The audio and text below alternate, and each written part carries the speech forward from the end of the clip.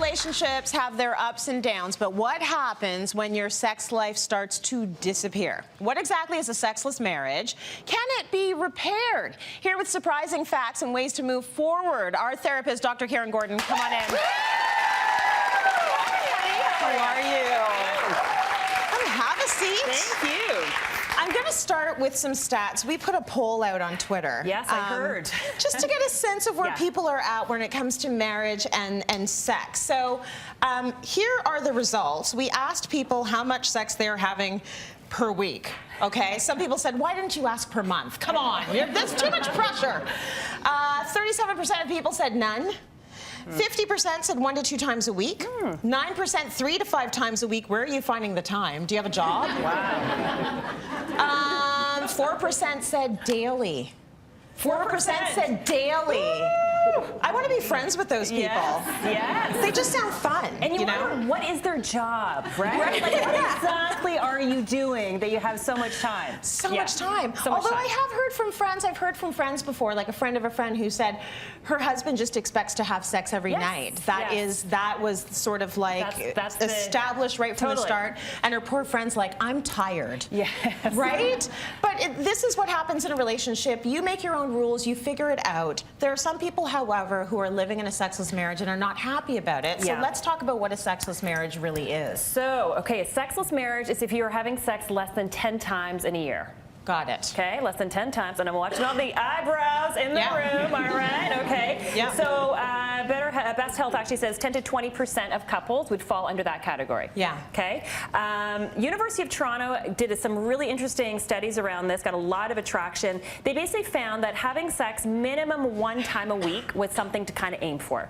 Yeah. Because it was actually connected to an increase in happiness. Okay. Okay, so minimum 1 time. That's manageable. That's manageable. If you talk to most counselors, marriage therapists, what I actually recommend is 2 to 3 times. Yeah, you've always said I've that. always said 2 to 3 times. And I like to have things measured because what is measured is treasured. Right. Right? Yes. No, really.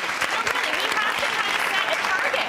You want to quantify it. It needs to be quantified. Otherwise, what happens, here's what when I work with couples at our clinic, one of the things that I see is people be like, yeah, no, we're having sex. And the other one will be like, no, we're not having sex. And the other one like, no, I think we are. And then the other one will pull out their calendar and say, no, see, we're only having like 3 times. And sometimes what happens is life is so busy that if we don't really start noting it, then all of a sudden it's happening less and less. Okay.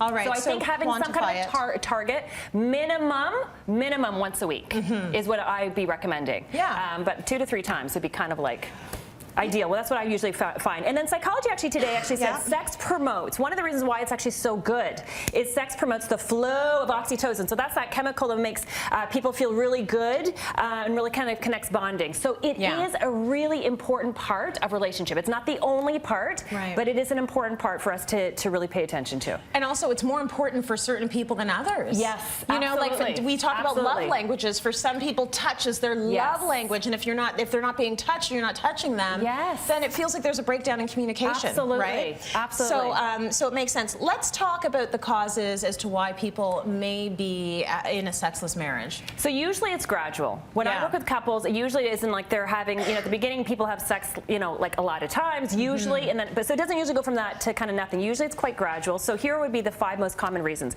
Number 1, in no particular order, kids. Yeah. If you talk to most, and don't tell your friends that are about to have babies, well, your sex life is going to go down.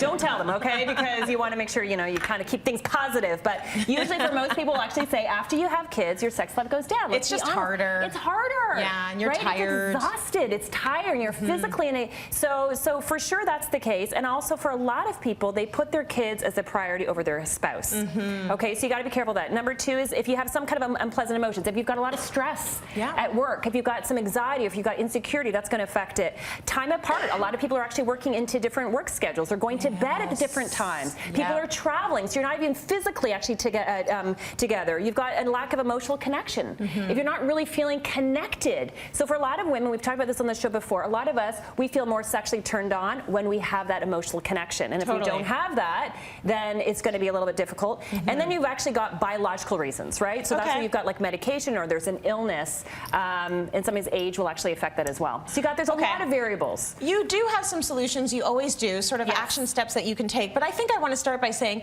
if you don't think sex is a problem in your marriage and you both don't think sex is a problem in your marriage, then it isn't. If you're having sex 3 times a year and you're both happy, maybe you're 90 and your husband is 95. Yes. Maybe 3 times a year is really whooping it up. Yes, and you're like, we are doing good. We are doing amazing. Good. So if it's not a problem to you, it is not a problem. And if it is a problem to one of you or both of you, then it is a problem. Correct. And in that case, you want to be taking these steps, these solutions that you have You've got it, and you're absolutely right, Tracy. So what you want to do is you want to, as a couple, decide what is going to work for us.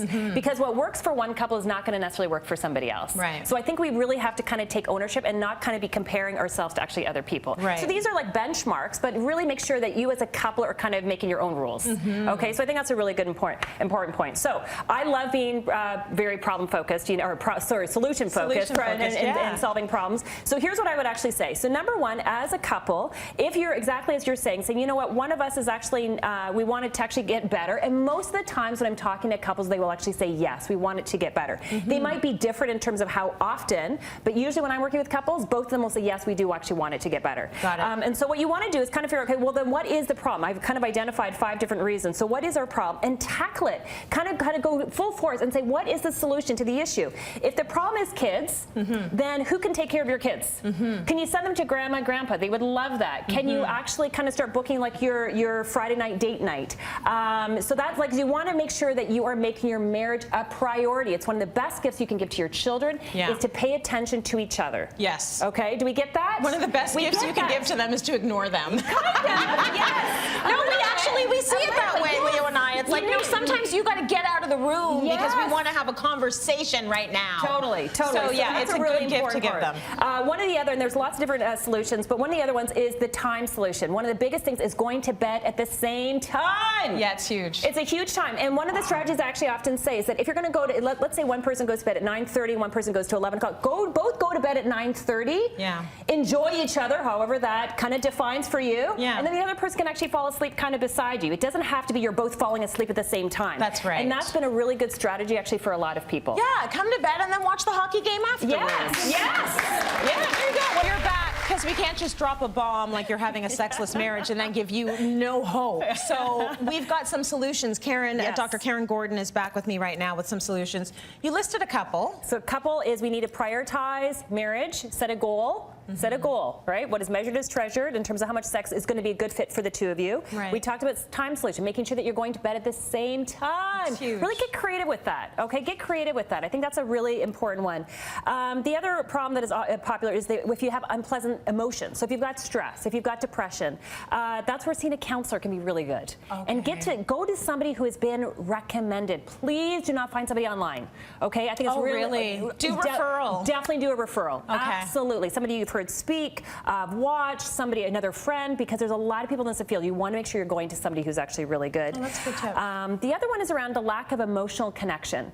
And so for this, it's really important. We've talked about this before about making sure that people are connecting. How do you actually connect? And so one of my strategies, I had one of the couples I was working with, I encouraged them after dinner, get their kids to actually clean up after dinner, which they really liked, and go for a walk for 20 minutes. Right. Go for a walk for 20 minutes, hold each other's hand, okay? So now you're getting it's what they call nature therapy, right? Where you're actually you're outside, you've got physical connection, and just talk about your day. Right. Talk about the highs, talk about the lows, have that kind of connection. And the thing about kind of cleaning up from dinner, you have to do it every day. That's right. Right? So that's been a really, really good tip. And then the last one is making sure you have some kind of physical solution. So if there's a physical issue, definitely go see your family doctor, for sure. But the other really quick tip is making sure you have some kind of physical connection. So when you come home, what's the first thing that you should be doing? Not kiss my dog. Not kissing the dog, Tracy. You can kiss the dog second. Okay. But first thing you should do is go and find your partner and give them a hug. Give them a hug.